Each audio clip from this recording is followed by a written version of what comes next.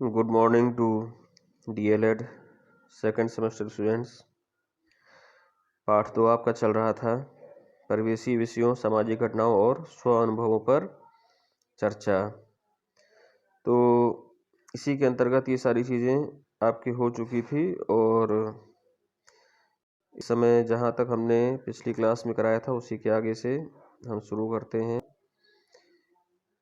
कुछ ध्यान देने वाली जो योग्य बातें थी वो हो चुका था पिछली क्लास में, जैसे कि चर्चा की विषय वस्तु अनुभव से जुड़ी हो तथा परिवेशीय हो, हाँ या ना वाले प्रश्न ना हो, इस तरह से कुछ चीज़ों पर, इन बिंदुओं पर सब में चर्चा हो चुकी थी। अब इसके बाद आज हम स्टार्ट करते हैं अभ्यास कार्य। तो अभ्यास कार्य में है शिक्षक सुनने बोलने की दक्षता के विकास के लिए विभिन्न प्रकार के मौखिक क्रियाकलापों का अभ्यास कराएं। इसमें सबसे पहले है जैसे परिवेशीय विषयों पर बातचीत करें या कराएं। तो इस प्रकार की गतिविधि बच्चों को कराना चाहिए। परिवेशी विषयों पर बच्चों से बातचीत करना चाहिए और उन्हें करने के लिए भी प्रेरित करना चाहिए। चित्र धारित कविता कहानी पर बातचीत क्रियाकलाप करें या कराएं।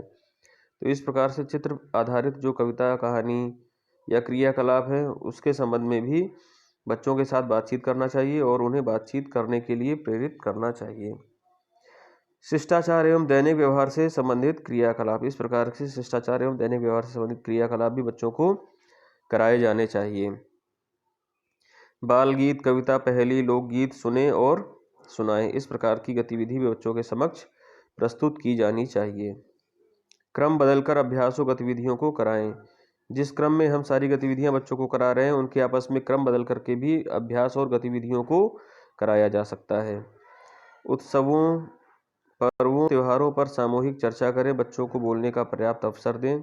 इस प्रकार से ये सारे क्रियाकलाप भी बच्चों को कराए जाने चाहिए। उत्सवों, पर्वों आदि त्योहारों पर भी सामूहिक चर्चा की जानी चाहिए और बच्चों को बोलने का पूरा भरपूर मौका भी उन्हें देना चाहिए। किसी कविता या कहानी को सुनकर उसमें निहित भाव के विषय में बच्चों से जानकारियाँ प्राप्त करें।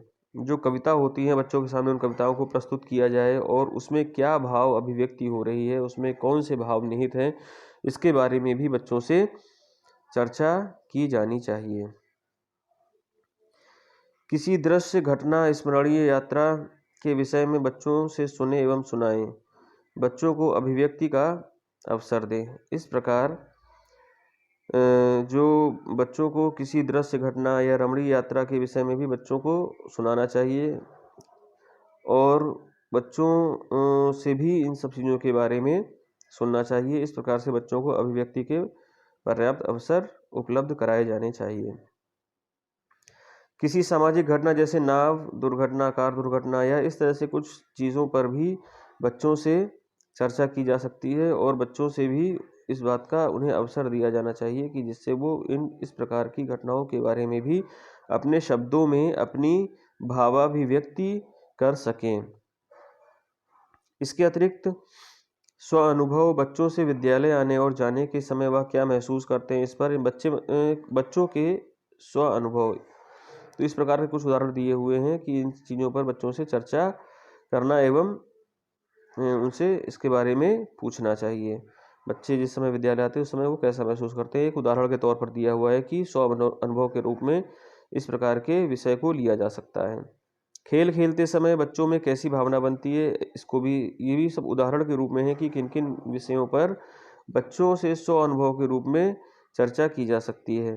राष्ट्रीय पर्व पर भाग लेना या सहभाग करने पर वे क्या महसूस करते हैं, चर्चा करें। इस प्रकार से ये भी एक उदाहरण के रूप में है कि राष्ट्रीय पर्व पर बच्चों की क्या भावनाएं हैं, क्या महसूस करते हैं, इस पर भी चर्चा की जा सकती है। परिवार में माता या पिता के बीमार पड़ने पर बच्चे के मन में कैसे कैसे विचार उत्पन्न होते हैं, इस तरह के कुछ उदाहरण के रूप में ये दिया गया है और इन सब चीज़ों के बारे में बच्चों से चर्चा वार्तालाप की जा सकती है। इससे इसका एकमात्र मुख्य उद्देश्य ये होता है कि बच्चों में भावाभिव्यक्ति जो है वो विकसित होती है और कहीं ना कहीं उनके जो मानसिक विकास में ये सारी चीज़ें बहुत ही महत्वपूर्ण सिद्ध होती हैं। तो इस प्रकार से पाठ 2 जो है वो कंप्लीट हो गया है और थोड़ा सा हम आज पाठ 3 के बारे में चर्चा करके फिर इसको हम समाप्त करते हैं।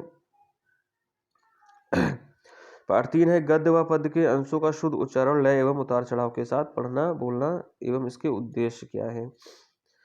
तो इसमें एक दो बिंदुओं पर चर्चा कर लेते हैं। जैसे गद्य व पद्य के अंशों को हाव भाव एवं लय गति के साथ शुद्ध उच्चारण की दक्षता का विकास करना, यानी कि छात्रों में गद्य या पद्य को किस प्रकार से पढ़ा जाए, इस प्रकार और उसमें कौन कौन से हाव भाव सम्मिलित किए जाएं, लय एवं गति कैसी होनी चाहिए और शुद्ध उच्चारण, इन सब चीज़ों की दक्षता का विकास करना एकमात्र उद्देश्य है। तो इस प्रकार से हम देखते हैं कि इसको आगे बढ़ने से पहले कुछ इसके बारे में स्पष्ट कर देना चाहते हैं कि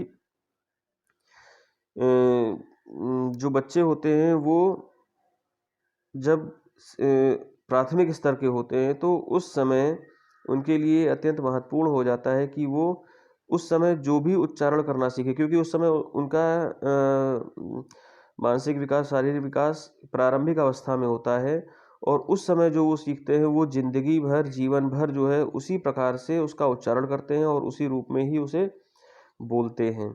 तो इस प्रकार से शिक्षक का ये कर्तव्य बन जाता है कि उस अवस्था में, उस एज ग्रुप में जब बच्चों को प्रोनाउंसिएशन की प्रैक्टिस कराएं, शुद्ध उच्चारण कराएं, तो इस बात का ध्यान रखें कि वो इसमें भली प्रकार से प्रवीण हो सके, ताकि उनका उच्चारण शुद्ध होगा तो कहीं ना कहीं वो लिखने में और दूसरों तक अपने बात को, अपने विचारों को पहुंचाने में भी उनके लिए वो चीज़ें हेल्पफुल सिद्ध होती हैं। तो थोड़ा सा इसके बारे में आज हम डिस्कशन करके अब इस क्लास को यहीं पर कंप्लीट करते हैं। अब इसी प्रकरण के साथ हम अगली क्लास में मिलते हैं। तब तक के लिए धन्यवाद।